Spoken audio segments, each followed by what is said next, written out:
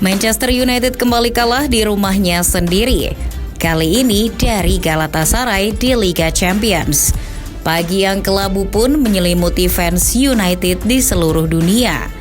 Selain memalukan, ini juga menjadi kemenangan pertama dalam sejarah Galatasaray bertandang di Inggris, sekaligus jadi kekalahan ke-6 Manchester United dalam 2 bulan ini. Namun meski performa tim kesayangan sedang kacau, fans tak perlu risau, karena pasti ada hikmah yang bisa diambil dari datangnya sebuah musibah. Dan berikut adalah hikmah yang bisa diambil dari serangkaian kekalahan United versi Starting 11. Siapa tahu bisa menghibur fans Manchester United. Salah satu hikmah yang patut disyukuri oleh fans Manchester United adalah keberadaan Rasmus Højlund.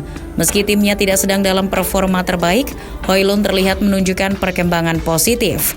Kehadirannya di lini depan memberikan warna yang berbeda dari musim-musim sebelumnya.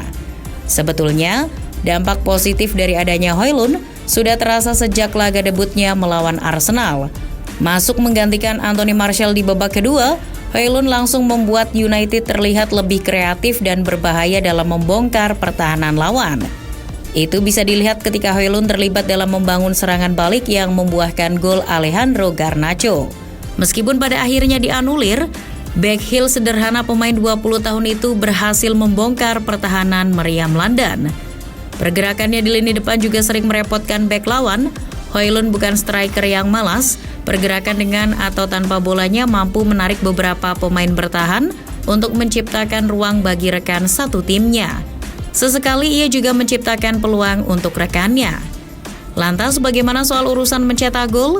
Sudah terbukti di Liga Champions kemarin, dari 2 laga Højlund sudah mengemas 3 gol. Salah satu golnya di laga kontra Galatasaray diciptakan dengan kecepatan lari yang luar biasa. Selain performa Højlund yang makin oke, lini tengah United juga menunjukkan kemajuan, terutama bagi Mason Mount. Ia jadi sorotan dalam 3 pertandingan terakhir. Dalam kemenangan 3-0 atas Crystal Palace di Carabao Cup, Mount terlihat mulai nyetel dengan permainan Ten Hag. Pergerakannya mulai menyesuaikan rekan-rekan satu timnya. Gesturnya yang bingung dan situasi out position sudah jauh berkurang. Kontribusinya juga meningkat, dibuktikan dengan catatan 1 assist dan 4 umpan kunci yang tercipta di Carabao Cup kontra Palace. Mount membuktikan sekali lagi kalau dirinya bisa menyeimbangkan lini tengah MU pada saat melawan Galatasaray. Mount sesekali bisa meloloskan diri dari pressing lawan dan memberikan opsi umpan saat United menguasai bola. Ia bahkan hampir kembali mencatatkan assist apabila gol kedua Højlund tak dianulir wasit. Kemajuan ini patut diapresiasi karena sang pemain sempat kesulitan di beberapa pertandingan awal. Nah, yang satu ini mungkin jadi yang paling disyukuri oleh sebagian besar fans Manchester United, apalagi kalau bukan menurunnya ego Marcus Rashford. Para fans United pasti kesal melihat permainan lulusan Akademi Manchester United ini yang tampil egois di beberapa pertandingan terakhir. Untuk disclaimer saja, Rashford memang gak ada duanya kalau soal menggiring bola. Tapi akhir-akhir ini ia seperti dibutakan oleh ego. Semua peluang seakan ingin dilahap sendiri. Sampai akhirnya Rashford disebut-sebut biang keladi kekalahan MU. Rashi kerap merusak momentum serangan dengan tidak memberikan bola ke Højlund atau pemain MU yang lain. Tapi hal kontradiktif terjadi di laga kontra Galatasaray semalam. Di luar assist yang diciptakan, Rashford benar-benar melunturkan egonya demi tim. Pemain berkebangsaan Inggris itu selalu menengadahkan kepalanya untuk mencari rekan yang berdiri bebas. Produk akhir dari dribblenya pun jelas, umpan kunci ke lini bertahan lawan. Sebelum Rashford waras, Alejandro Garnacho lah yang memberikan harapan di sektor sayap Manchester United. Garnacho tampil sempurna kala menggantikan peran Rashi di 2 laga kontra Crystal Palace. Di Carabao Cup, pemain asal Argentina itu mencetak 1 gol dan jadi pemain yang paling sibuk lantaran turut mengcover area kiri yang kerap ditinggal Sofyan Amrabat. Di Liga Inggris makin keren lagi. Masuk di babak kedua, Garnacho menambah daya gedor United di lini depan. Perbedaannya bahkan cukup signifikan. Sebelum Garnacho masuk, United hanya melepaskan 7 tembakan, tapi setelah ia berada di lapangan, United langsung menambah 12 tembakan lagi ke gawang Palace.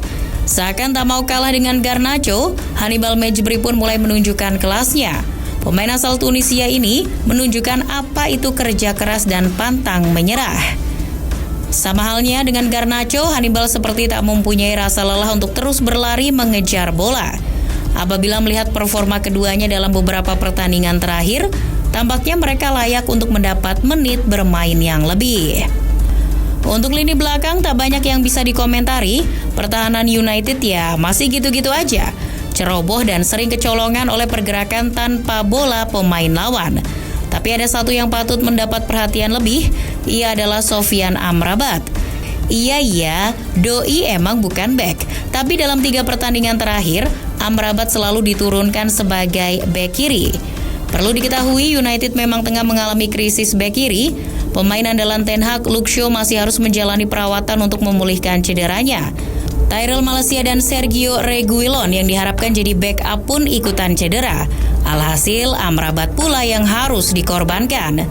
Meski bukan posisi aslinya, Amrabat menunaikan tugasnya dengan baik. Ia bahkan sempat berbicara kalau dirinya siap dimainkan di posisi mana saja. Konon, ia bahkan siap apabila Ten Hag menginginkannya bermain di posisi penjaga gawang. Anyway, memiliki pemain versatile dan rela berkorban untuk tim adalah suatu keuntungan tersendiri. Amrabat adalah rahmat bagi United. Selain bek kiri, sayap kanan merupakan elemen penting dalam skema permainan Erik ten Hag. Dalam beberapa pertandingan terakhir, MU kesulitan menentukan siapa yang akan mengisi posisi tersebut karena pemain-pemain andalannya mesti absen. Jadon Sancho gara-gara konflik internal, sedangkan Anthony masih disibukkan dengan drama rumah tangga. Namun di pertandingan melawan Galatasaray semalam, Anthony terlihat sudah kembali merumput. Meski hanya 5 menit, ini jadi angin segar bagi MU. Dengan kembalinya Anthony, Ten Hag semakin leluasa untuk meracik skuadnya. Keberadaan pemain asal Brazil itu akan membantu Ten Hag untuk memaksimalkan taktik yang ingin diterapkan. Selain hikmah, rangkaian kekalahan Manchester United membuat para fans bermuhasabah diri. Fans United mesti sadar kalau mereka tak boleh menaruh harap yang berlebih kepada pemain, terutama kepada sang penjaga gawang Andre Onana. Bagaimana tidak, sejak berseragam United, Onana belum membuktikan kalau dirinya adalah kiper kelas dunia. Onana memang jago dalam distribusi bola, tapi Onana harus paham kalau tugas utama seorang kiper ia menghalau bola masuk gawang. Dalam 10 pertandingan, Onana sudah kebobolan 18 gol. Itu angka yang menyedihkan untuk seorang penjaga gawang yang musim lalu tampil di final Liga Champions. Melihat statistik yang mengkhawatirkan itu, sudah sepatutnya Ten Hag memberikan kesempatan pada Altay Bayindir. Kiper asal Turki itu sama sekali belum merasakan tampil bersama United. Dirinya mungkin bukan tipe penjaga gawang modern, tapi setidaknya ia merupakan shoot stopper handal yang layak dicoba.